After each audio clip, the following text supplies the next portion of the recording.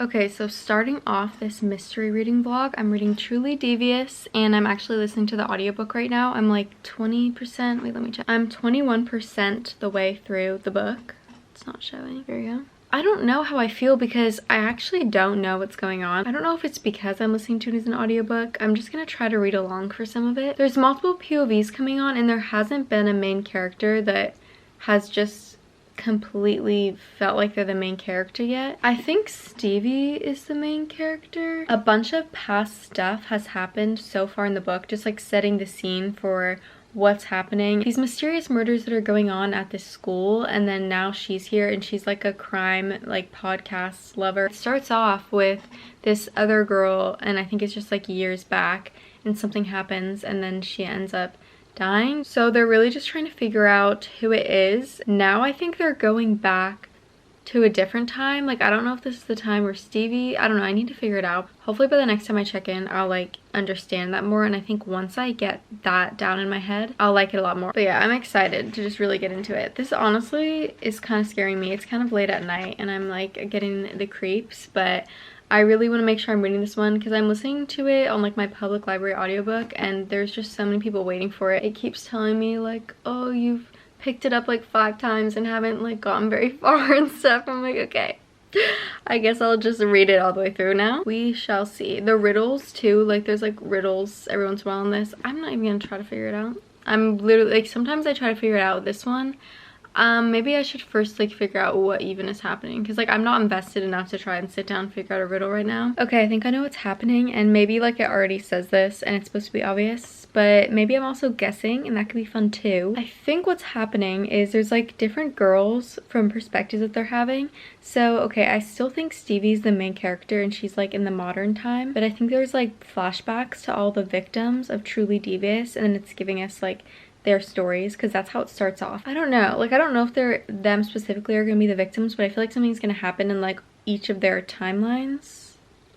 I don't know. I was getting so scared for a second listening to this audiobook. It's like it's late at night and I'm like the only one awake, but now it's actually a little bit more light because there's like banter and friends coming in the mix, and I'm actually really getting into it now. Also, my earlier guess was wrong. It's not like different perspectives from like past victims or anything. It's different perspectives from like different people in the friend group, and now they're all like meeting each other and stuff. It's mainly focusing on Stevie. There's this, I don't know like how much romance is in this book, but there's this guy David, and I think that's who is going to end up being the love interest. There's also this guy in the book that reminds me so much of if you've watched Jury Duty. He reminds me of James Marsden in Jury Duty. David, the guy who I think might be your love interest, he is made to be seen as more tolerable because of how like obnoxious this other dude is, who I honestly do not remember his name. That went by really fast. I wasn't expecting to read that much of the book today, but I'm like 39% of the way through. I finally know what's going on. Like I completely know. Okay, there's like this game that's being played. I don't know if it's the same killer or if it's just like a game that like different killers play, or if they're like related to each other. I don't know like all that stuff, but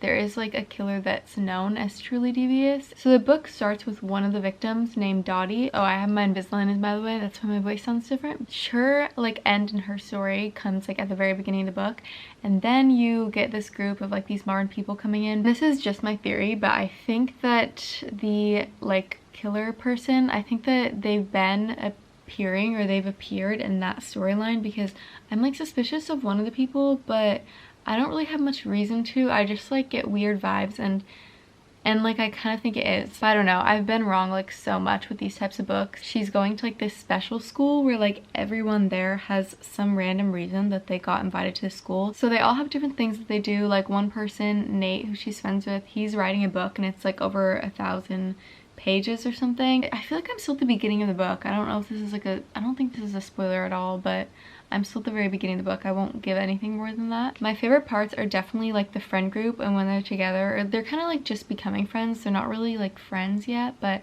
I just love their banter. Okay, update. The romance is romancing right now. It's very exciting. But also it's like, I don't know if the person she has a romance with is like the killer. I always feel like when I read these types of books, and it usually is true, like you can't trust anyone, and so I don't want to like think that anyone's good, because I don't know if they're the killer, but I'm just gonna go with it. Whenever it flashes back, it slightly confuses me because there are just like so many names, but there are like important names that I have to remember. But then I only get these like small flashes of them, and so I'm trying to like remember who they are in the story. That's the only thing I'd say so far that's kind of throwing me off slightly, but like not even enough to where like it's a problem. It's just, I don't know, it just like takes you out of the story for a second and then you like go back in time. There's tons of riddles, and this is just another one of those books where it's like fun to guess who it is. I could definitely see why a lot of people like reading this during the fall because it is like a very fall book. Whenever I think Dark Academia, I do think like the fall time. I'm really liking it so far, and I just can't wait to read more books like this and to finish this one and figure out what's going on. I really hope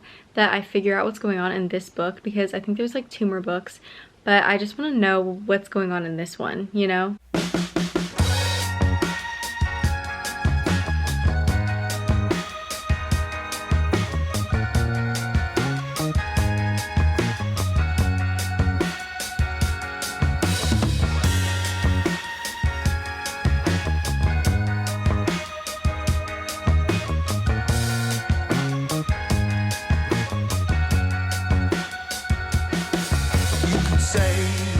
Something easier to feel, but you can't put out the fire in my soul. My heart will roam. The last clip was me finishing Truly Devious. I decided on giving it 4 stars. I think it was really good and I was like interested and engaged, but like the first part of it I was a little bit bored, and throughout the vlog you can kind of tell I didn't really know what was going on. I was a little bit confused in the beginning. I thought it really picked up and I just couldn't put it down towards the end, but in the beginning I was like a little bit confused because of the timelines. I think that was partly because I was listening to it as an audiobook. I will say one of the other mysteries that I've read, so The Inheritance Game's kind of one of them, but A Good Girl's Guide to Murder is like the main one that I feel like I like kind of compare it to in my head. This one is definitely a lot more predictable because I'm just comparing it to that because I don't really read this genre a lot. I'm like definitely new to it. It was also a lot scarier in my opinion. I don't know if it's like scarier, like it definitely wouldn't be scary probably to a lot of people, but to me it was a bit more dark and just like at nighttime I didn't really love listening to it. That was definitely more of a daytime read for me. Those are my final thoughts on it so far, but at the end I'll do like a wrap up. Also, I forgot to say, I think my favorite thing about this book too was the friendships, because I just love the characters. I loved Nate. I thought he was so funny, and I loved like how he interacted with Stevie. He was probably like one of my favorite characters really, but their romance was one of my favorite parts of the book, and I just love romance. I think that's why, but also I don't know, like I just liked it. I liked them, and I don't always like a romance, but I do. Maybe I do. I don't know, but I liked it. I'm like 40 minutes into As Good as Dead. Pip and Ravi have got to be one of my favorite like fictional couples out there. They're just like so like comforting to me. I just love them so much, and they're so cute. Even like in the first couple of like maybe 10-15 minutes of the book, there was like a scene with them. It was just so cute. Why is Pip always running around with these noise canceling headphones? With everything that she's been through, if I was her, I would have a noise canceling nothing.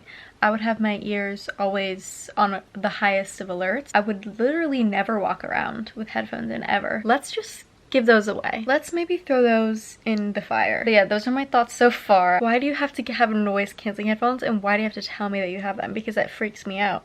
I hear you say noise canceling headphones and I think, great, you're not gonna hear the person who's trying to kill you. This is kind of a no-brainer. Will love this book for me. Holly Jackson at this point for me can do no wrong. It's late at night, retainer's in. I'm about to go to bed, but I've been listening to As Good as Dead. I'm a little bit more than halfway through, but it feels like the book just could be over. Pip's character development has been so drastic when I look back at like the first book. Like so much has changed. I literally feel like a climax like ending just happened. And now I have like almost half the book left, and I'm just like, what's gonna happen? But there are some loose strings from the first book that I feel like need to get tied up still. This book is just crazy so far. Like the stuff happening in it, everything's escalating so fast. Like it's a lot more intense than the other books. In the other books, this isn't really like a spoiler. In the other books, they're surrounded like certain people she's helping, basically, but in this book it's like about her, like it's herself being targeted, and it's like scarier and gruesomer, and I think it's slightly more predictable so far, and I'm wondering if I'm gonna be right or like right about the people involved in the ending, but so far I have guessed the person involved in this, and usually that doesn't happen with these books. Usually it's not the obvious person, or if it is someone, like she'll guess it too, like the same person that I'll be thinking, so it'll kind of be like the most that the evidence has pointed to, kind of. This isn't even like the ending, so I'm like, okay, this is just like a little thing, but also it makes a lot of sense what's happening. I love Pip and Ravi, like I just love them so much. I love reading about them. Definitely not like romance books at all whatsoever, and like in no way, but them being together throughout like these dark themes in the book, they're just like a ray of sunshine. That's really nice to read about, and it's really cute. 60% through. I don't understand why what's happening right now is happening. Hello and welcome to the end of this vlog. I'm gonna do a quick wrap up because I realized I never talked about As Good as Dead. So this was one of the most wild books from the series. So much happens in this book. It felt like there was like a climax in like the middle of it, and I was like, this feels like the end. The end, like, or second half of this book took a turn that was not in any of the rest of the books. This one's just very different from the other ones, which I think makes sense because it's like the finale, and it really focuses on Pip and her character and like her mental state, just kind of like what she's doing with all this. But even though it focuses on that stuff, it also still has like crazy stuff going on, maybe even like the craziest. Basically, I'll just say the point of this book is there's like someone stalking her and trying to kill her. Like that's like what the main thing in this book I feel that happens is, and then there's just a lot that comes from that. This one I was even more stressed than normal because I was like, it's her, like she's the person who is being stalked right now, and it's just like terrifying. Holly Jackson really is just amazing at what she does. She's just such a good writer, and her books are, yeah, they're really hard to put down. Like they're just those types of books where you're reading them and then you just don't want to stop reading them because they're so good. Instantly pulled me in. This is like a genre that I especially wasn't used to when I first started reading the series, and I completely like am a fan now. Like I want to look for so many more. I was originally planning on reading like 3 books in this vlog, but then I just like kind of got less interested in reading mystery. I just go through, you know, I'm a mood reader, so I didn't want to make myself read another mystery even though I literally got one for this. But I'll read it at a different time. And then I read Truly Devious first. Now, like my thoughts much later on from reading it. It wasn't extremely memorable, but I think come fall time, I'll probably want to read the second one and possibly the third one. The first book, A Good Girl's Guide to Murder, I actually feel like it's maybe the best book that I've read so far this year. I rate my books, just to like give this disclaimer, I rate them off of enjoyment. So yeah, that is the end of this video. Like this video if you liked it, and subscribe to my channel to watch more of my videos. All my socials, where I also post about books, will be in the description, like Goodreads, TikTok, and Instagram, and hopefully I will see you in the next one.